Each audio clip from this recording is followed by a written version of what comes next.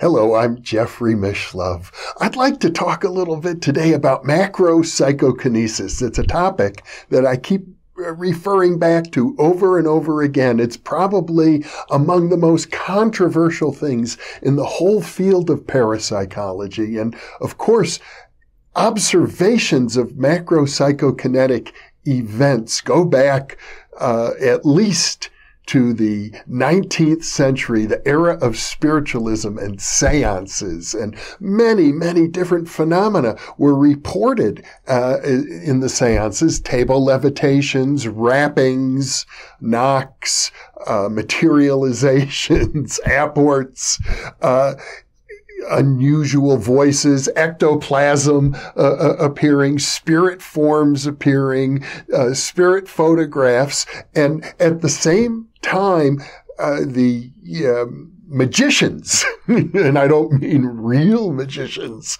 I mean stage magicians learned how to simulate these effects, and some of them made a living pretending to be spiritualist mediums, but using magic tricks the whole time. So the field has been intertwined with fraud going back now 150 years or so.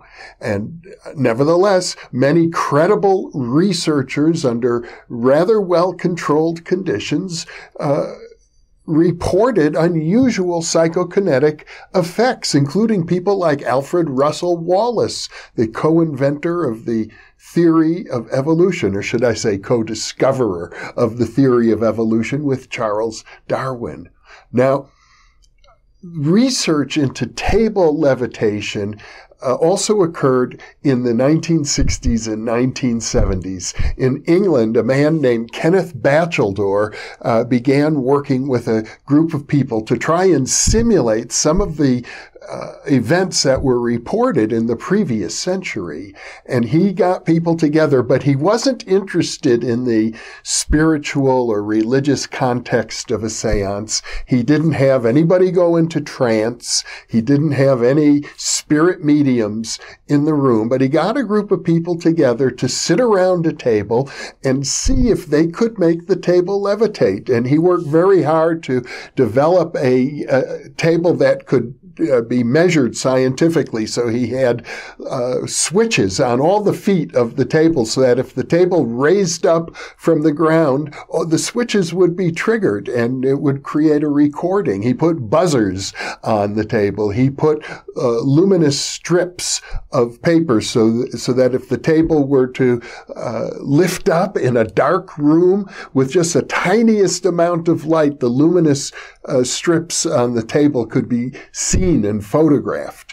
And he reported success in numerous experiments doing this sort of thing, completely separate from the spiritualistic context. And it was based on the work of Batcheldor in England that members of the Toronto Society for Psychical Research in Canada decided to try and emulate the Batcheldor approach with a little twist. Now, one of the things I will say about Batcheldor's work is that the seances that he held, and they weren't real seances, as I point out, the sessions that he held, ran for about 2 hours with a half-hour break. And typically, what he reported is nothing happened at all for at least 10 minutes. So people had to be willing to be patient and to develop a kind of playful attitude. And Batcheldor also noticed that people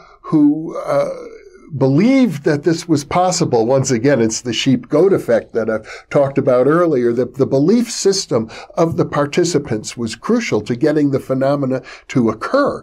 And once the table started lifting, even one leg started lifting, and people's hands are on top of the table trying to hold it down in effect, and it's lifting in spite of that.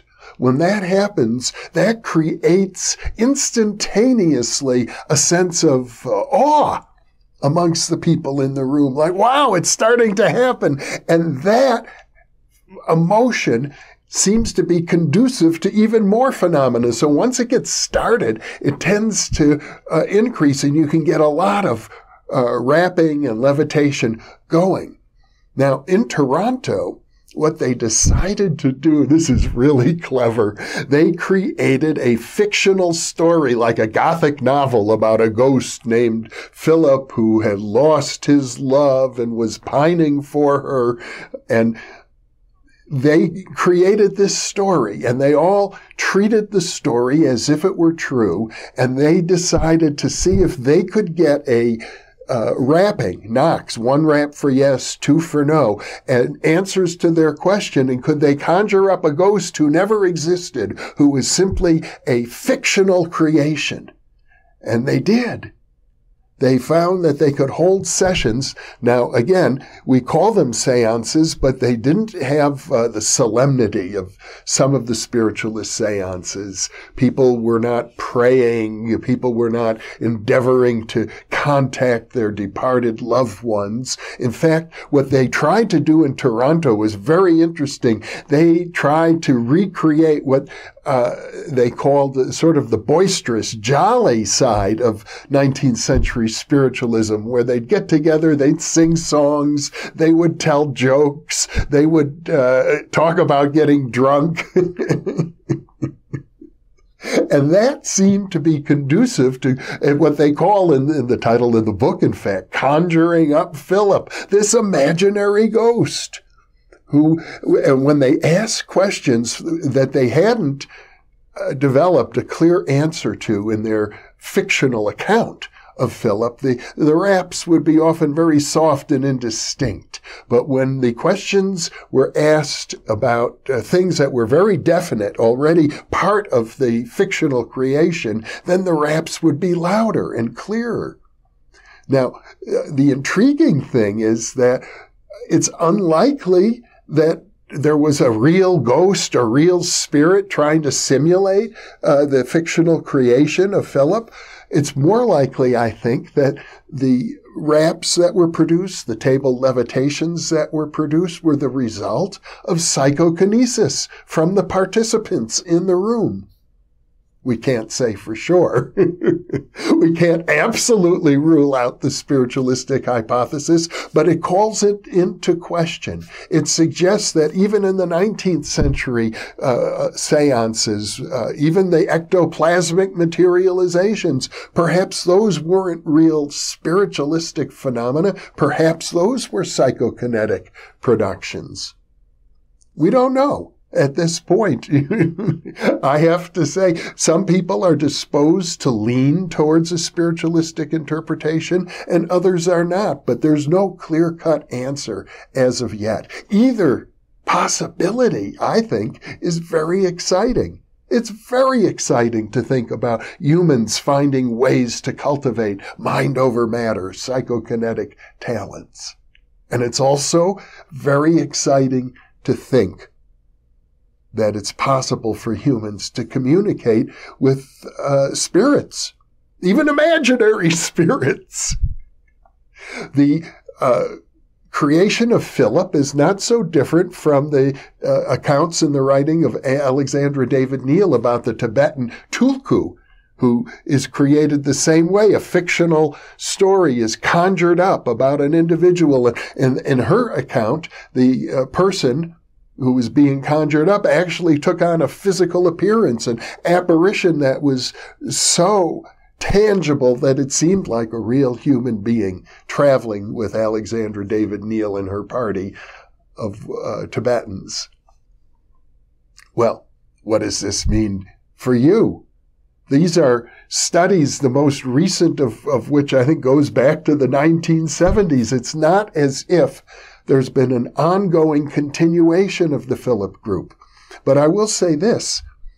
There was some research done by Dr. Joel Witten, as I recall, who did acoustical measurements of the rapping sounds in the table. And normally, if you wrap your finger, your knuckle, on wood, what you'll get is an acoustical measurement. It starts sharply, but it kind of trails off a little bit. However, with these paranormal raps, the acoustical signature was different. It starts abruptly and it ends abruptly. It doesn't trail off the way it would if you hit the table in order to create a rapping sound. That does suggest a completely different origin for those raps. It certainly lends credence to the idea of either the spiritualistic or the psychokinetic hypothesis. And in fact, even the spiritualistic hypothesis seems to imply psychokinesis perhaps from a departed, not from a living entity, but from a disembodied entity. You're still talking about psychokinesis. Once again, though, I have to come back to the question, what's in it for you? Are you interested in table levitation and creating rapping sounds? You know what? I doubt it. Very few of you out there are probably interested in replicating that sort of a phenomenon. But knowing that it exists, what are the implications if a group of not professional mediums, not professional psychics, but interested people, members of the Toronto Society for Psychical Research, can get together in a group and by creating a fun-filled, boisterous atmosphere, create legitimate psychokinetic phenomenon? What does that say about you? What does that say about your possibilities? What could you manifest if you so desired? I'll leave you with that thought. Thank you once again so much for being with me.